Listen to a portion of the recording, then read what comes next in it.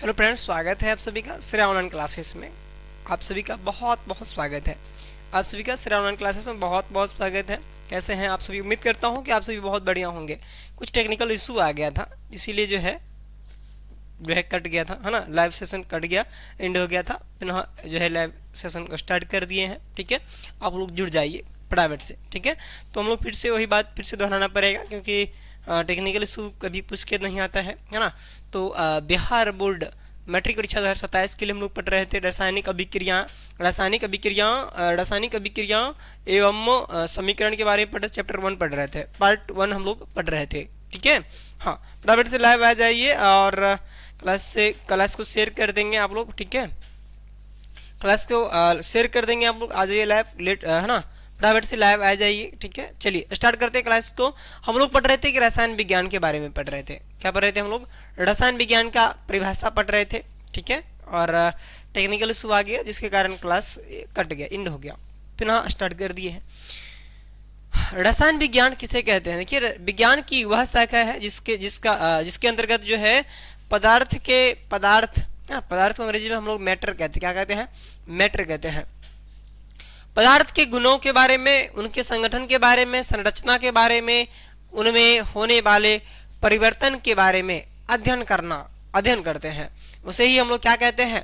रसायन विज्ञान कहते हैं। इसमें पदार्थ में होने वाले विभिन्न परिवर्तनों के बारे में जानते हैं, उनकी संरचना के बारे में जानते हैं, है ना, उनके गुण के बारे में जानते हैं, उनके, है ना, उपयोग के बारे में जानते हैं, है ना, उनमें जो भी उनके संगठन के बारे में जानते हैं। ठीक है, और इसमें क्या क्या परिवर्तन होता है, रासायनिक परिवर्तन क्या क्या होता है। देखिए, रासायनिक अभिक्रिया, देखिए यहाँ पर उदाहरण के एग्जाम्पल की बात करते हैं। लोहा में जंग लगना, ये एक रासायनिक अभिक्रिया है, एक परिवर्तन है ना, रासायनिक परिवर्तन है। क्या होता है कि जब हम लोहा को बाहर में छोड़ देते हैं तो उसमें क्या लग जाता है? जंग लग जाता है। और इस जंग को अगर हम लोग लोहा को अगर बचाना चाहते हैं तो जिंक की परत लगा सकते हैं। जिंक की परत लगा करके लोहा को जंग से बचा सकते हैं, है ना। लोहा को कैसे बचा सकते हैं? जिंक की परत लगा करके या गैल्वेनाइजेशन करके, ठीक है, या जस्तीकरण करके लोहा को जंग से बचाया जा सकता है। ठीक है, आइए आगे बात करते हैं। भोजन का पचना भी एक रासायनिक अभिक्रिया है, क्योंकि भोजन जब हमारे शरीर में जाता है तो भोजन जो है क्या होता है, विभिन्न जो है छोटे छोटे कणों में बट जाता है ना, टूट जाता है, ना, पचता है। दवाइयाँ भी जब हम लोग बीमार होते हैं कभी, तो दवाइयाँ खाते हैं। दवाई क्या करता है? दवा भी पचता है हमारे शरीर में। जब दवाइयाँ जाते हैं तो विभिन्न जो भी जहाँ जिसका जो काम होता है वहाँ पहुँच करके दवाइयाँ जो बैक्टीरिया जीवाणु होता है उसको नष्ट करता है और हम लोग स्वस्थ हो जाते हैं दवाई खाने के बाद। ठीक है ना। आगे बात करें मेरे भाई, आगे बात करते हैं। हम लोग बात करते हैं रसायन विज्ञान के जनक के बारे में बात कर रहे थे। तो रसायन विज्ञान के जनक कौन है? एंटोनी लेवासियर है रसायन विज्ञान के जनक। एंटोनी लेवासियर है रसायन विज्ञान के जनक।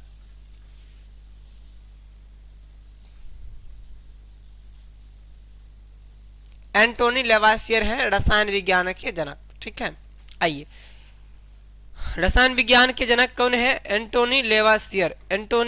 रसायन विज्ञान के जनक पिता एंटोनी लेवासियर है। ठीक है, एंटोनी लेवासियर, इतना याद हो गया। पता नहीं आज क्या हो गया है, टेक्निकल इशू प्रॉब्लम कर रहा है, टेक्निकल प्रॉब्लम में आ रहा है ना। कोई बात नहीं है, देख लेंगे। जो भी टेक्निकल प्रॉब्लम आएगा उसे देख लिया जाएगा।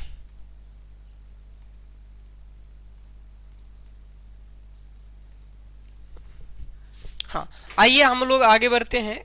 हाँ, आगे हम लोग बढ़ चलते हैं। ठीक है, आगे हम लोग बढ़ते हैं। तो रासायनिक अभिक्रियाएं एवं समीकरण के बारे में हम लोग जानते हैं, है ना। इसमें जानते हैं कि देखिए, हमारे दैनिक जीवन में प्रति क्षण जो है क्या होता है, कुछ ना कुछ नया परिवर्तन होते रहता है। हमारे दैनिक जीवन में प्रत्येक क्षण कुछ ना कुछ परिवर्तन होते रहता है, हम लोग देखते भी है ना। हाँ, देखते हाँ ना, परिवर्तन होते रहता है, हम लोग देखते हैं। ठीक है, उदाहरण के लिए क्या है, देखिए, उदाहरण के लिए है दूध से दही का बनना। ये है रासायनिक अभिक्रिया। एक परिवर्तन है, ठीक ना, एक परिवर्तन है, ठीक है ना। हाँ, दूध का फटना भी एक रासायनिक अभिक्रिया ही है, एक परिवर्तन ही है, ठीक है ना। आगे बात करते हैं चावल से भात का बनना। अगर एक बात आप कमेंट करके बता दीजिएगा, अगर हम लोग चावल का भात बना लेते हैं, चावल का भात बना लेते हैं, तो क्या दोबारा भात का चावल बना सकते हैं? कमेंट करके बता दीजिए। कितने ऐसे हमारे विद्यार्थी जी हैं जो बता सकते हैं? बताइए, क्या ऐसा हो सकता है? हो सकता है क्या? बताइए, कमेंट करके बता दीजिए। चावल का एक बार हम लोग भात जब बना लेते हैं तो क्या भात को दोबारा चावल बनाया जा सकता है? बताइए। या मैं कहूं कि दूध से दही बन जाता है, तो क्या दही से दूध बनाया जा सकता है? कहिएगा नहीं सर, ये हो नहीं सकता, ये हो नहीं सकता, ये संभव नहीं है ना। दूध फट जाता है तो क्या हम लोग, जो दूध फट जाता है फटन को क्या हम लोग, है ना, हम लोग क्या कहते हैं देहाती भाषा में, दूध जो फट जाता है उसे फटन कहते हैं, है ना। तो क्या जब दूध फट जाता है क्या उसे हम लोग पुनः दूध बना सकते हैं? नहीं बना सकते हैं मेरे भाई, ठीक है। शरीर में भोजन का पचना भी क्या है? एक रासायनिक अभिक्रिया ही है, एक रासायनिक अभिक्रिया ही है भोजन का पचना। अगर मान लीजिए मैं कहूं कि रासायनिक अभिक्रिया है, ये भी है ना, भोजन का पचना कैसा है? रासायनिक अभिक्रिया है ना। क्या है? रासायनिक अभिक्रिया हो रहा है। एक बार शरीर में भोजन हम लोग खा लेते हैं, पच जाता है, क्या वो शरीर में दोबारा हम लोग भोजन बना सकते हैं? नहीं, नहीं ना बनेगा, नहीं बनेगा, ठीक है। आइए हम लोग बात करते हैं आगे। रासायनिक अभिक्रिया की बात हम लोग कर ही रहे थे, है ना। बात करते हैं रासायनिक अभिक्रिया में। कहता है कि जब कोई पदार्थ अकेले ही, कहता है कोई पदार्थ अकेले, जब कोई पदार्थ अकेले ही या किसी अन्य पदार्थ से क्रिया करके भिन्न गुण वाले एक नए पदार्थ का निर्माण करता है, एक या एक से अधिक नए पदार्थ का निर्माण करता है, एक नए पदार्थ बनाता है, उसे ही क्या कहते हैं? तब उसे हम लोग कहते हैं रासायनिक अभिक्रिया कहते हैं। क्या कहते हैं? रासायनिक अभिक्रिया कहते हैं। इतना समझ में आया? देखिए, इतना बोलते हैं आप लोग, समझते हैं, कमेंट नहीं करते हैं। आप लोग एक बार क्लास को शेयर कर देंगे, देखिए इतना आप लोगों के लिए मेहनत करते हैं, है ना। देखिए, रासायनिक अभिक्रिया कहते हैं, उदाहरण के तौर पर आप समझेंगे, उदाहरण के तौर पर समझेंगे, दूध से दही बनना, दूध से दही बनना, भोजन का पचना, लोहे पर जंग लगना, सब क्या है? रासायनिक अभिक्रिया है। क्या है? रासायनिक अभिक्रिया है ना। आगे बात करते हैं मैग्नीशियम रिबन का जलना, ये भी है रासायनिक अभिक्रिया ही है, ये भी रासायनिक अभिक्रिया है मेरे भाई। 2 Mg plus O2 oxygen, Mg का मतलब होता है मैग्नीशियम, 2 Mg प्लस O2 मिलके क्या बनता है? 2 MgO बनता है, 2 MgO बनता है, एक नया पदार्थ बनता है, एक नया पदार्थ बनता है, ठीक है। जैसे देखिए पानी का बनना, जैसे हाइड्रोजन और ऑक्सीजन मिलके क्या करता है? जल बनाता है, जल बनाता है। हाइड्रोजन और ऑक्सीजन मिलकर क्या बनाता है? जल का निर्माण करता है ना। यह है रासायनिक अभिक्रिया के उदाहरण, ठीक है। आइए हम लोग फास्टेस्ट चलते थोड़ा नेक्स्ट। अभिकारक किसे कहते हैं? जरा देखिएगा, अभिकारक के बारे में समझने का प्रयास करिएगा कि अभिकारक जो पदार्थ रासायनिक अभिक्रिया में भाग लेकर नए पदार्थ बनाते हैं, जो पदार्थ रासायनिक अभिक्रिया में भाग लेकर के एक नए पदार्थ का निर्माण करता है, उसे ही हम लोग अभिकारक कहते हैं। उदाहरण के लिए देखिए, उदाहरण बहुत ही शानदार उदाहरण आपके सामने है। उदाहरण के तौर पर आप समझेंगे, उदाहरण क्या है भैया बता दीजिए। उदाहरण है पानी का निर्माण होना। क्या इससे भैया मेरे बताइए। देखिए, हमने बात किया कि हाइड्रोजन और ऑक्सीजन मिलकर क्या बनाता है? जल बनाता है। हाइड्रोजन और ऑक्सीजन मिलकर क्या बनाता है? जल का निर्माण करता है। क्या करता है? जल का निर्माण करता है। हाइड्रोजन और ऑक्सीजन मिलकर क्या करता है? जल बनाता है। यानी देखिए दो नया पदार्थ है, ये दो नया पदार्थ मिलकर के एक नया पदार्थ का निर्माण किया। क्या किया? एक नए पदार्थ का निर्माण किया, है ना। आप लोग क्लास को शेयर नहीं करते हैं, एक बात तो शेयर कर दीजिए क्लास को ना, एक बार क्लास को शेयर कर देंगे फटाफट से आप लोग, ठीक है। क्लास को शेयर कर देंगे एक बार आप लोग, ठीक है ना। क्लास को शेयर कर दीजिएगा, एक बार आप लोग क्लास को शेयर कर दीजिएगा।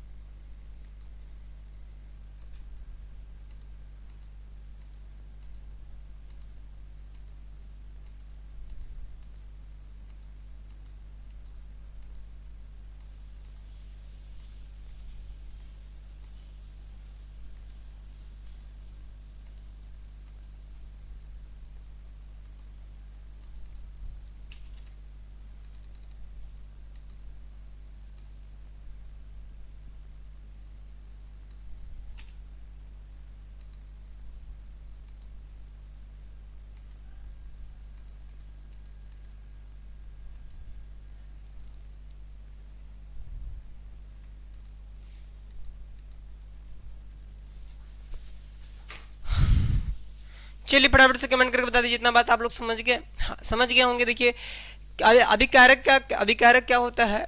अभिकारक का कहने का मतलब है कि जब वह पदार्थ, वैसी पदार्थ जो रासायनिक अभिक्रिया में भाग लेता है, वैसा पदार्थ जो रासायनिक अभिक्रिया में भाग लेकर के नया पदार्थ बनाता है। देखिए एक पदार्थ, दो पदार्थ यहाँ मिला है, हाइड्रोजन मिला प्लस क्या मिला, ऑक्सीजन मिल गया।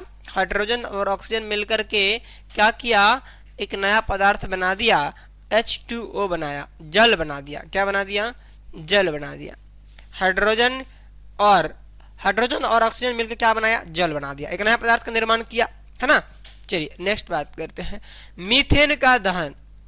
मीथेन का दहन, देखिए CH4, मीथेन का होता है CH4। मीथेन ऑक्सीजन मिलके, ऑक्सीजन है, मीथेन ऑक्सीजन है ना, कार्बन डाइऑक्साइड। मीथेन और ऑक्सीजन मिलके, मीथेन और ऑक्सीजन मिला, मीथेन और ऑक्सीजन के, ऑक्सीजन का जो है मिलन होता है और क्या बनता है? तो ये है carbon dioxide, CO2 carbon dioxide, carbon dioxide, ठीक है, कार्बन डाइऑक्साइड और जल बना देता है। क्या बनाता है? कार्बन डाइऑक्साइड और जल का निर्माण कर देता है, ठीक है। हाँ आगे बात करते हैं। इतना बात आप लोग समझ गए तो कमेंट बॉक्स में आप लोग लिख दीजिएगा यस, ठीक है, कमेंट बॉक्स में आप लोग यस लिख दीजिएगा। नेक्स्ट चलिए अब बात करते हैं हम लोग प्रतिफल के बारे में। नेक्स्ट हम लोग बात करेंगे प्रतिफल के बारे में, बात करेंगे किसके बारे में? बात करेंगे प्रतिफल के बारे में, प्रतिफल के बारे में बात करेंगे। किसके बारे में? प्रतिफल के बारे में हम लोग, प्रतिफल के बारे में हम लोग बात करते हैं, है ना। प्रतिफल के बारे में बात करते हैं। देखिएगा कि रासायनिक अभिक्रिया के फलस्वरूप, जब रासायनिक अभिक्रिया होता है तब उसके रासायनिक अभिक्रिया के फलस्वरूप नए पदार्थ को प्रतिफल कहते हैं।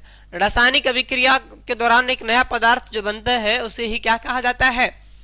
रासायनिक अभिक्रिया के दौरान एक नए पदार्थ का निर्माण होता है, उसे ही प्रतिफल कहा जाता है। क्या कहा जाता है? प्रतिफल कहा जाता है। जैसे उदाहरण के तौर पर आप देखेंगे, हाइड्रोजन और क्लोरीन जो है मिलकर क्या बनाता है? हाइड्रोजन क्लोराइड बनाता है। हाइड्रोजन क्लोराइड का निर्माण करते हैं। क्या? हाइड्रोजन और क्लोरीन मिलकर क्या बनाता है? हाइड्रोजन क्लोराइड का निर्माण करते हैं, है ना। हाइड्रोजन और क्लोरीन मिलकर किसका निर्माण करता है? तो हाइड्रोजन क्लोराइड का निर्माण करता है। और आगे बात करते हैं रासायनिक समीकरण। आगे हम लोग बात करते हैं रासायनिक समीकरण के बारे में, ठीक है। रासायनिक समीकरण के बारे में बात करते हैं। तो देखिए किसी रासायनिक अभिक्रिया में भाग लेने वाले पदार्थों के संकेतों एवं सूत्रों की सहायता से उस अभिक्रिया का संक्षिप्त निरूपण रासायनिक समीकरण कहलाता है। उदाहरण से आप समझेंगे इस क्वेश्चंस को, आप उदाहरण से समझेंगे बेहतर तरीका से। देखिए उदाहरण के लिए मैंने यहाँ उदाहरण लेकर आया। क्या क्या उदाहरण है? देखिए हाइड्रोजन H2 हाइड्रोजन और Cl2 है ना, Cl2 है ना, Cl2 यानी क्लोरीन, हाइड्रोजन और क्लोरीन मिलके क्या बनाता है? 2HCl, हाइड्रोजन क्लोराइड बनाता है, हाइड्रोजन क्लोराइड का निर्माण करता है। यहाँ तक समझने में कोई समस्या परेशानी अगर हो मेरे भाई और मेरी बहना तो बता देना कमेंट करके, ठीक है। देखिए सूर्य के प्रकाश की उपस्थिति में, देखिए ये यहाँ जो है ये जो बनता है हाइड्रोजन क्लोराइड जो निर्माण होता है सूर्य के प्रकाश की उपस्थिति में होता है। सूर्य के प्रकाश की उपस्थिति में हाइड्रोजन और क्लोरीन मिलकर के हाइड्रोजन क्लोराइड का निर्माण करता है। यहाँ तक समझने में कोई दिक्कत समस्या अगर हो कि नहीं भी भाई और बहना को तो कमेंट करके आप जरूर लिख दीजिएगा, बता दीजिएगा, ठीक है। तो है ना, इसी तरह से हम लोग बारी बारी से एकदम हर एक सब्जेक्ट को पढ़ रहेंगे, है ना। चलिए तो यहाँ समझने में कोई दिक्कत समस्या अगर किसी को किन्हीं को हो तो आप बता सकते हैं। हाइड्रोजन क्लोरीन मिलकर क्या बनाया? हाइड्रोजन 2HCl बनाया, हाइड्रोजन क्लोराइड का निर्माण करता है। यहाँ तक समझने में कोई समस्या परेशानी नहीं होना चाहिए। रासायनिक समीकरण के बारे में आपको समझ गए होंगे। यहाँ पर कोई दिक्कत समस्या हो तो आप कमेंट करके पूछ सकते हैं, है ना। यहाँ क्वेश्चन एक बार फिर से समझिएगा। किसी रासायनिक अभिक्रिया में भाग लेने वाले पदार्थों के संकेत यानी जो भी पदार्थ है उसका संकेत होता है। किसी भी पदार्थ को क्या करते हैं हम लोग? किसी न किसी संकेत से सूचित करते हैं। जैसे में समझिए हाइड्रोजन को सूचित करते हैं H2 से और क्लोरीन को सूचित करते हैं Cl2 से। कहीं न कहीं किसी भी पदार्थ को किसी न किसी नाम से सूचित करते हैं हम लोग, है ना। तो यहाँ समझिए पदार्थों के संकेतों एवं सूत्रों की, यहाँ सूत्र भी है इसका, यही तो सूत्र हुआ जिसे संकेत कहते हैं। सहायता से अभिक्रिया का संक्षिप्त निरूपण ही रासायनिक समीकरण कहलाता है। यहाँ तक समझने में आपको मुझे उम्मीद है कि दिक्कत नहीं होना चाहिए, ठीक है ना। नेक्स्ट चलिए आगे बढ़ चलते हैं। आगे बात करते हैं संतुलित रासायनिक समीकरण के बारे में मेरे भाई बात करते हैं। संतुलित रासायनिक समीकरण के बारे में हम लोग बात करते हैं। देखिए संतुलित रासायनिक समीकरण की अगर हम लोग बात करते हैं, संतुलित रासायनिक समीकरण की बात करते हैं। संतुलित रासायनिक समीकरण वह है जिसमें समीकरण के दोनों ओर प्रत्येक तत्वों के परमाणुओं की संख्या समान होती है। यानी जो दोनों तरफ से परमाणु की जो संख्या है समान होना चाहिए। संतुलित रासायनिक समीकरण में दोनों ओर से, है ना, दाएं ओर से और बाएं ओर से दोनों तरफ से क्या होना चाहिए? दाएं और बाएं दोनों तरफ से जो है ना, इसका जो तत्व है उस दोनों तरफ से क्या होना चाहिए? बराबर होना चाहिए, समान होना चाहिए, तभी इसे हम लोग संतुलित रासायनिक समीकरण कहेंगे, है ना। जैसे उदाहरण के तौर पर आपको समझाने के लिए उदाहरण लिख दिए। उदाहरण के तौर पर देखिएगा हाइड्रोजन उदाहरण से समझने का प्रयास करेंगे आप। देखिए हाइड्रोजन और क्लोरीन मिलकर क्या बनाया? 2HCl बनाया, हाइड्रोजन क्लोराइड का निर्माण किया। यानी इधर भी देखिए, इधर भी देखिए H2 है, Cl2 है, इधर भी 2HCl है। यानी दोनों ही जो है रासायनिक समीकरण दोनों तरफ जो है संतुलित है। क्या है? दोनों तरफ तत्वों की संख्या क्या है? संतुलित है। इसे ही हम लोग कहेंगे संतुलित रासायनिक समीकरण, संतुलित रासायनिक समीकरण कहेंगे, है ना। इतना बात आपको समझ में आना चाहिए। समझ में आया तो कमेंट में लिख दीजिए यस, ठीक है। चलिए नेक्स्ट बढ़ते हैं आगे। असंतुलित रासायनिक समीकरण का ठीक संतुलित रासायनिक समीकरण के ठीक विपरीत हो जाएगा। जैसे देखिए असंतुलित रासायनिक समीकरण वह है जिसमें समीकरण के दोनों ओर तत्वों के परमाणु संख्या समान नहीं होती है। दोनों तरफ तत्वों की जो परमाणु संख्या समान नहीं होती है।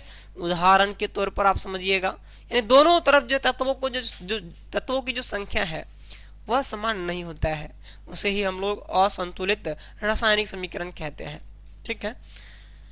जैसे में देखिएगा H2 इधर है प्लस O2, H2 मतलब हाइड्रोजन और O2 मतलब ऑक्सीजन, ठीक है। O2 मतलब ऑक्सीजन मिलकर के क्या बनाया? जल बनाया, ठीक है। लेकिन देखिए संतुलित रासायनिक समीकरण नहीं है, संतुलित रासायनिक समीकरण नहीं है, यानी संतुलित रसायन ये नहीं, संतुलित नहीं है। इधर अगर 2 लगा देते हैं तब संतुलित हो जाता है।